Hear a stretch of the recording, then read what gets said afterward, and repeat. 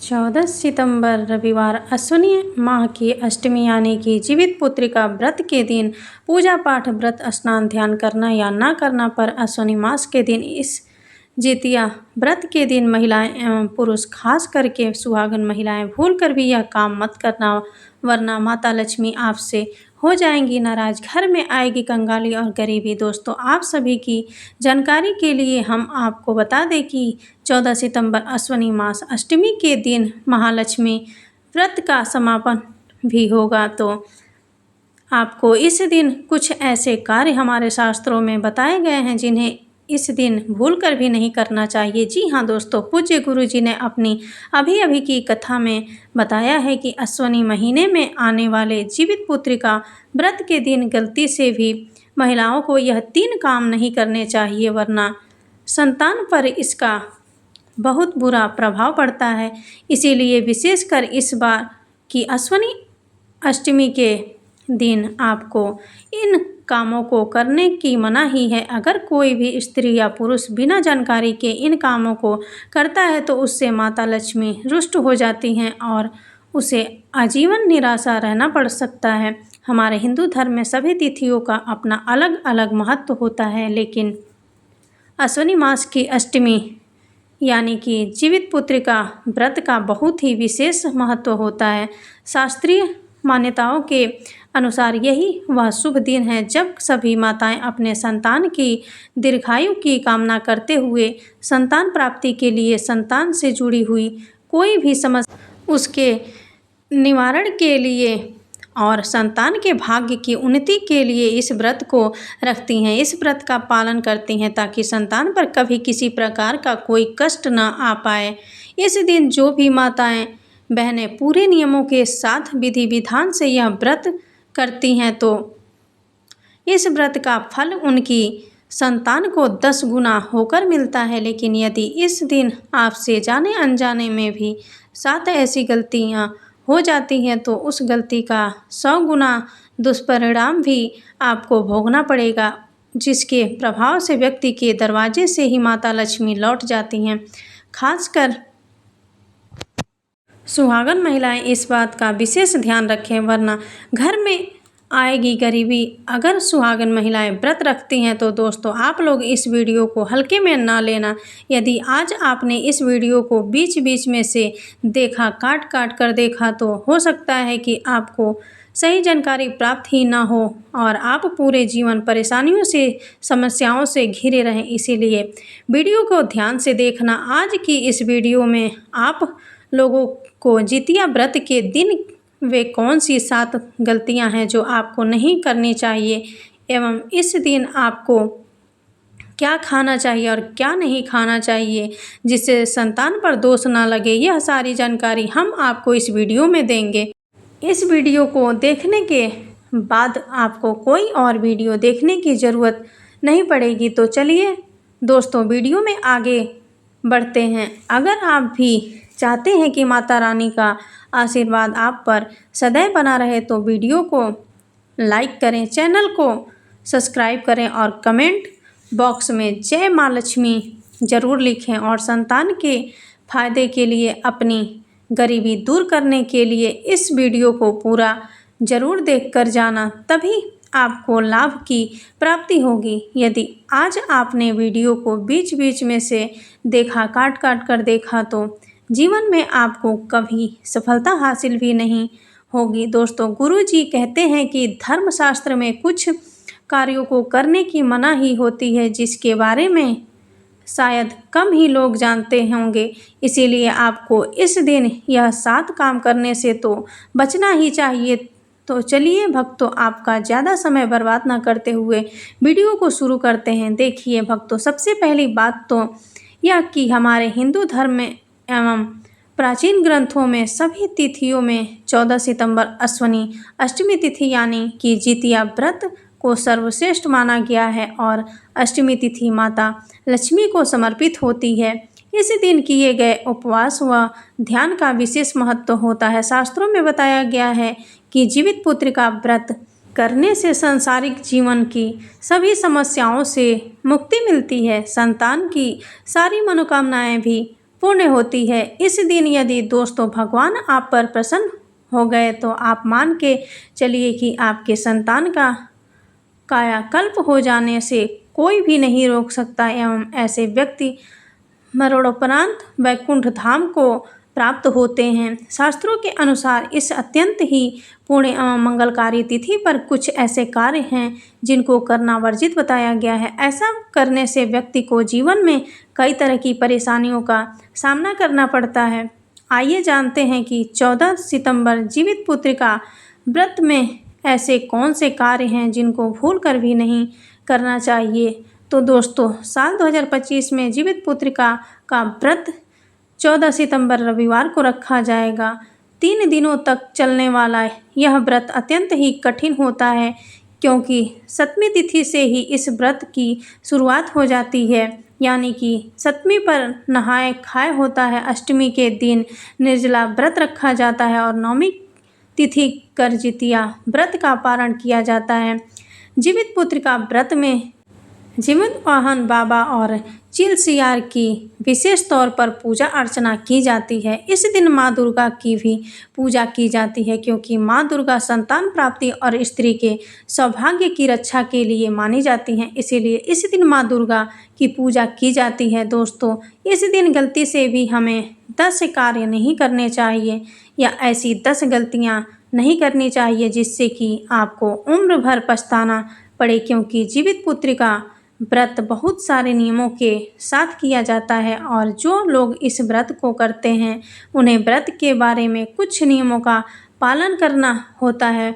परंतु यदि आप पहली बार यदि यह व्रत कर रहे हो या फिर यदि आप अकेले ही यह व्रत कर रहे हैं तो आपको इन चीज़ों को बिल्कुल नज़रअंदाज नहीं करना चाहिए। कौन सी वह 10 गलतियां हैं जो जीवित पुत्रिका व्रत करने वाली प्रत्येक महिला हो या तो आप व्रत करते हो तो तब भी, और जो स्त्रियां व्रत नहीं रखती हैं उन्हें भी इन चीज़ों का ध्यान रखना चाहिए। जो व्रत करती हैं यानी कि व्रती जो होती हैं उन्हें तो गलती से भी इन कार्यों को नहीं करना चाहिए। कौन से वह 10 कार्य हैं जिन्हें हमें नहीं करने चाहिए उसके बारे में हम जान लेते हैं। व्रत करने वाली महिलाओं को इस दिन अपने मन और कर्म की शुद्धता सदा ही बनाए रखनी चाहिए जिससे आपकी जो भी इच्छा है, मनोकामना है, वह पूर्ण होती है। व्रत करने के दौरान भूल कर भी सुई धागा या फिर कैंची या नुकीली चीज़ों का प्रयोग नहीं करना चाहिए। तो इसके लिए आपको एक कार्य करना है कि सब्जियां वगैरह जो जीवित पुत्रिका व्रत वाले दिन हम संतान के लिए या घर परिवार के लिए जो सब्जियां बनाते हैं उसके लिए एक दिन पहले ही हमें सारी सब्जियां जो आप अपने संतान और अन्य लोगों के लिए इस दिन बनाने वाले थे तो इसे एक दिन पहले ही काट कर तैयार कर लें, क्योंकि इस दिन नुकीली चीज़ का प्रयोग आपको नहीं करना चाहिए ताकि इस दिन आपको किसी भी प्रकार की कटिंग करने की ज़रूरत ना हो। इस दिन पेड़ पौधे इन सब की पत्तियां या फल आदि भी नहीं तोड़ने चाहिए। कहने का अर्थ है किसी भी जीवित चीज़ को आपको कष्ट भी नहीं पहुंचाना है। पेड़ पौधे जीवित अवस्था में होते हैं। अब रही बात फूल और पत्तियों की, या तो आप एक दिन पहले ही मंगा कर रख लें या फिर किसी दूसरे से आप तुड़वा कर लें, पूजा में इस्तेमाल कर सकती हैं, परंतु स्वयं यह कार्य बिल्कुल ना करें। व्रत करने वाली प्रत्येक महिलाओं को एक दिन पूर्व से ही नियम को धारण करना पड़ता है। सात्विक आहार और विचार का नियम व्यक्ति को धारण करना होता है। ऐसे में वह अपने लिए तो सात्विक भोजन बनाए ही साथ घर में रहने वाले प्रत्येक लोगों के लिए भी सात्विक भोजन ही बनाएं।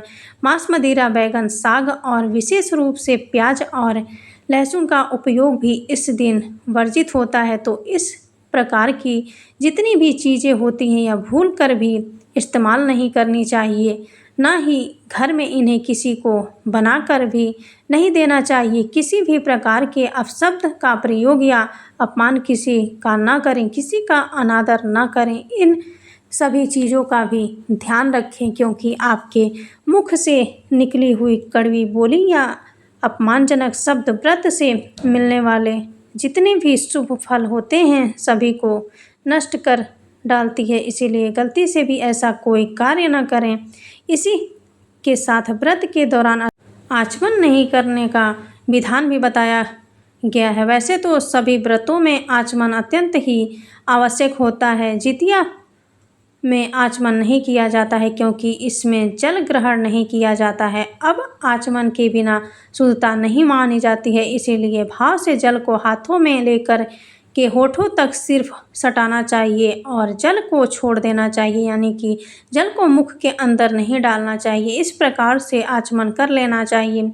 इस दौरान मन में किसी भी प्रकार की काम वासना या काम वासना से जुड़े हुए अन्य विचार भी नहीं लाने चाहिए। यह भी व्रत को खंडित करते हैं। जीवित व्रत का पालन करने से पूर्व गाय को भोजन कराना चाहिए। विशेषकर आपको यह बात जरूर गांठ बांध लेनी चाहिए। गाय में सभी देवी देवताओं का वास होता है, तो इस प्रकार से गाय को जो आप भोजन कराते हैं, आपके ऊपर सभी देवी देवताओं की छाया आशीर्वाद बनी रहती है। पारण करने से पूर्व आपको यह भी याद रखना है कि दान अवश्य करना चाहिए, यानी कि बिना दान के आपकी पूजा सार्थक नहीं मानी जाती। योग ब्राह्मणों को दान दें। ज़रूरतमंद व्यक्ति को अन्न भोजन इत्यादि का दान देना चाहिए। जो भी आप में समर्थ हो उसके अनुसार दान करना चाहिए, क्योंकि बिना दान के आपको कोई पुण्य नहीं मिलने वाला है। आपकी पूजा सार्थक नहीं मानी जाती। पारण याद रखें, जब भी करें सूर्योदय के बाद करें। यह विशेषकर याद रखें। बहुत सारे लोग यह देखते हैं कि हाँ, पारण का मुहूर्त हो चुका है, अब हमें पारण कर लेना चाहिए। पारण के मुहूर्त में यह जरूर देखें कि सूर्योदय हुआ है या नहीं। यदि सूर्योदय नहीं हुआ है तो यह पारण आपका शुभ नहीं माना जाता है। पारण से पूर्व एक बात का जरूर ध्यान रखें, सूर्यदेव को अर्घ्य जरूर दें, क्योंकि बिना सूर्यदेव की आराधना किए भी पूजा की पूर्णता नहीं मानी जाती है। सूर्यदेव को अर्घ्य देने के बाद ही पारण करने का विधान में बतलाया गया है। और ध्यान रहे, व्रत पारण करते समय भी तामसिक वस्तुओं का सेवन करना सख्त मना किया जाता है। कहने का मतलब है, पारण के दौरान भी बैगन, साग, खासकर वो साग जो बहुत जल्द गल जाते हैं, उन सागों का प्रयोग नहीं करना चाहिए। बहुत सारे बीज जिन सब्जियों में होते हैं, उन सब्जियों को भी नहीं खाना चाहिए। साथ ही प्याज, लहसुन, इस प्रकार की जो भी चीज़ें होती हैं, इनसे भी पारण नहीं किया जाता है। यदि आप इन चीज़ों के साथ अपने व्रत का पारण करते हैं तो यह भी शुभ नहीं माना जाता है। अब जानते हैं कि पारण किससे करना चाहिए। देखिए दोस्तों, वैसे तो बहुत सारे लोगों के यहाँ अलग अलग रीति और रिवाज होते हैं।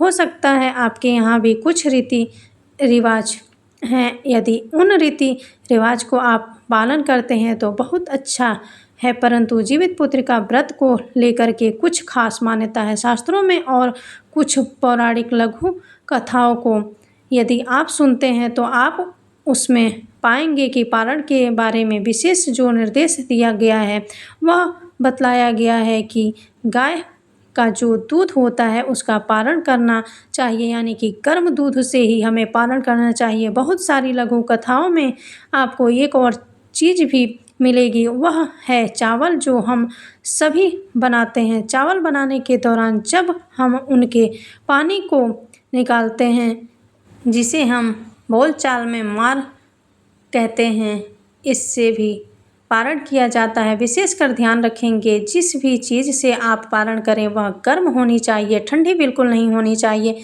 इसके पीछे मान्यता है कि गर्म दूध या गर्म मार से पारण करने से हमारी संतान भी उसके अनुसार बिल्कुल ठोस होनी चाहिए, उसमें पराक्रम होना चाहिए और उसका स्वभाव जो है वह बहुत ही आसानी से किसी भी मुसीबत से जो है ना टूटने वाला, यानी कि हार ना मानने वाला होना चाहिए। किसी भी मुसीबत में डट के खड़ा होना उसे आता हो, बहुत ज़्यादा अंदर से मजबूती उसे मिले। इसीलिए व्रत का पारण आपको गर्म चीज़ों से ही करना चाहिए। जीवित पुत्रिका व्रत के दौरान हम सभी लाल रंग के या पीले रंग के धागे को अवश्य ही चढ़ाते हैं, जिसे बाद में हम स्वयं भी पहनते हैं। बच्चे को भी पहनाते हैं। याद रखेंगे, जो भी महिलाएं इन धागों को धारण करती हैं उन्हें शुभ मुहूर्त में ही उतारना चाहिए। अशुभ मुहूर्त में बिल्कुल ना उतारें। शुभ मुहूर्त में इस धागे को उतार करके इसे जल में प्रवाहित कर दें या मिट्टी के नीचे दबा दें। उम्मीद है कि आज का यह वीडियो आप सभी के लिए बहुत ही हेल्पफुल रहा होगा। यदि वीडियो पसंद हो, आप सभी के काम आया हो, तो वीडियो को लाइक करना बिल्कुल ना भूलें और ऐसे ही अन्य वीडियो के लिए चैनल को सब्सक्राइब ज़रूर करें और साथ ही अपने दोस्तों और रिश्तेदारों के साथ इस वीडियो को शेयर ज़रूर करें ताकि उन्हें भी इस जानकारी का लाभ मिल सके। धन्यवाद।